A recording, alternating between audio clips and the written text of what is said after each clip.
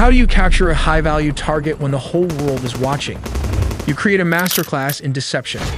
The CIA set the stage with a single building as bait and filled the sky with 150 aircraft to create a deafening sonic shield for the helicopters to drop Delta forces.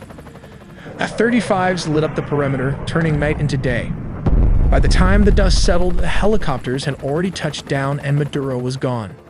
We'll also look at how the US uses the F-35 jets and its Navy to launch a large-scale attack, all in the video ahead. In the dead of night that is 2 in the morning, the lights went out in Caracas. By 5 a.m., the president of Venezuela was gone. But how US played a deception games. While the whole world were focused on the aircraft carriers in the Caribbean, a shadow war was being fought on the ground. This wasn't an invasion, it was a surgical extraction. We finally have the declassified timeline of how US forces breached the heart of Caracas and extracted Nicolás Maduro. Let's start with step 1. The setup. This didn't happen overnight. For months, the US had been tightening a naval quarantine around Venezuela. The US Gerald R. Ford Carrier Strike Group and the US Iwo Jima Amphibious Ready Group were parked off the coast. The pretext was clear.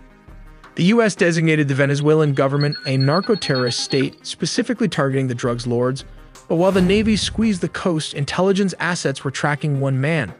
They waited for a specific window, a moment where Maduro was stationary and vulnerable. Step 2. The strike. It began at exactly 2 in the morning Venezuelan Standard Time. High above, several F-35 stealth fighters punch a hole through the enemy lines, destabilizing their anti-air defenses.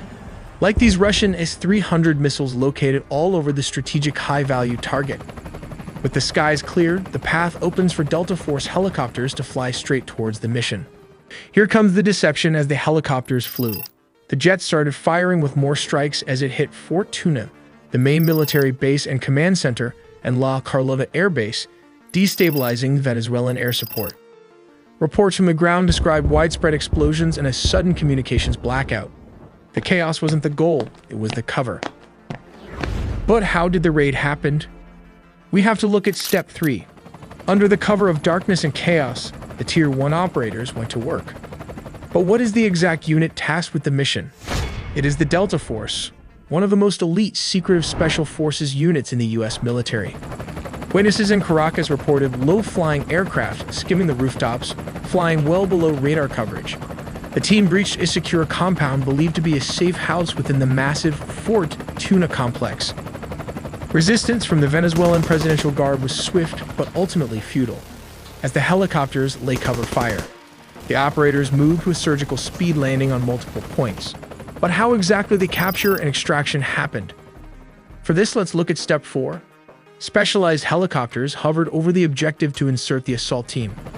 While dozens of attack helicopters laid down suppression fire, the Delta Special Forces descended and started the search for the high-value targets. How did they find him? Simple. The CIA had planted spy inside Nicolás Maduro close circle.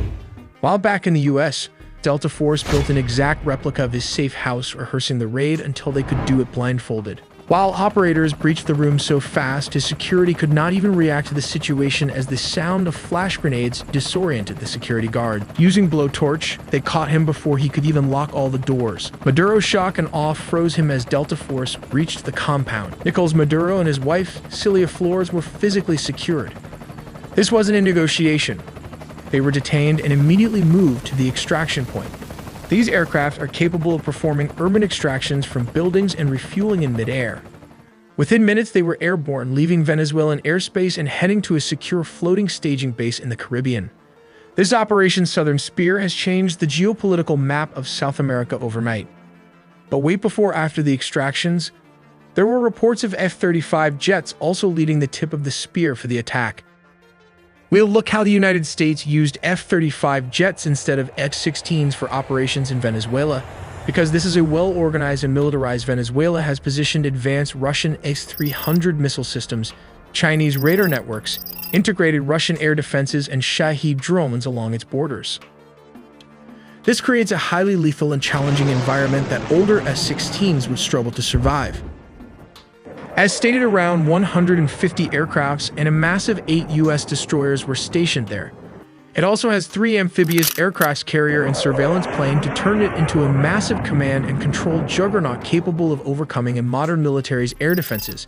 Signals a readiness to counter Venezuela's entire air defense network if necessary. But why Venezuela Air Force failed to intercept? As of 2025, Venezuela's fighter jet fleet consists mainly of approximately 21 Sukhoi Su-30 multirole fighters delivered by Russia between 2006 and 2008, which now form the backbone of their combat air power. Additionally, they maintain about 5 operational S-16 Fighting Falcons from an older batch, including 3 single-seat S-16As and 2 two-seat S-16Vs. These S-16s are aging and suffer from limited maintenance and part support due to U.S. sanctions, although they have been supplemented with Israeli upgrades. Venezuela acquired its S-16 jets from the United States through a foreign military sales agreement called Peace Delta in May 1982, during a period of good diplomatic and military relations. They were the first Latin American country to receive the S-16, with deliveries occurring between 1983 and 1985. The reason the U.S. does not use S-16s in current operations is because these jets lack the stealth capabilities necessary to evade the S-300 and other integrated defenses. The advanced S-300V or anti-2500 systems, supported by dense Chinese and Russian radar, can easily detect and target older aircraft at long ranges. Sending S-16s into such an environment would result in high attrition risks as they are vulnerable to radar detection and missile engagement. Not to forget the Russian Buk air defense system that can take out an S-16 with ease. These are cheap R-15 or 24 Buk systems are already active and mobile all over the country. Additionally, S-16s are less effective in contested airspace saturated with drones, especially the Iranian Shahed drones used by Venezuela for reconnaissance and kamikaze strikes. The F-35, however, offers crucial advantages. Its stealth design enables it to fly undetected or with much lower risk, making it effective against advanced surface-to-air missiles and networked radar systems. Its sensor fusion, electronic warfare, and data link capabilities allow it to simultaneously suppress and target mobile and fixed air defense positions, adapting rapidly to counter Russian and Chinese radar configurations. While the aircrafts took out the anti-air defenses Venezuelan military as a whole, this allowed the CIA and special forces to advance towards its target.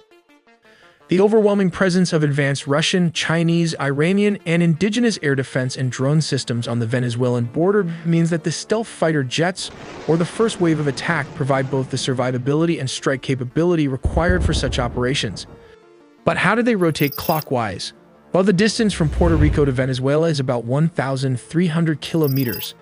This is roughly 810 miles, which translates to around 1.5 hours of flight time for an F-35 flying at high subsonic speeds. These jets rotated clockwise as its combat radius is approximately 770 miles, meaning it can reach most of Venezuela from Puerto Rico with careful fuel management and limited loitering. To extend mission time and reach deeper inland, air-to-air refueling tankers deployed strategically in the Caribbean region support these operations. In situations requiring strikes within minutes, U.S. amphibious assault ships equipped with F-35Bs can launch jets rapidly. From such ships positioned in the Caribbean, F-35Bs can reach Venezuelan targets within roughly 15 to 10 minutes, depending on speed and route. Targets typically include narco-traffickers' networks, air defense installations, command centers, and drone facilities, enabling flexible sea-based strike options against both Venezuelan military and criminal infrastructure. In essence, the F-35 deployment by the U.S. near Venezuela redefines military capabilities in the region. It combines stealth, advanced sensors, electronic warfare, and networked operations to overcome sophisticated air defenses and maintain persistent air superiority and rapid strikeability against a broad spectrum of targets in Venezuela. This reflects a strategy that goes beyond counter-narcotics to deter and, if necessary, decisively counter the Venezuelan military threat.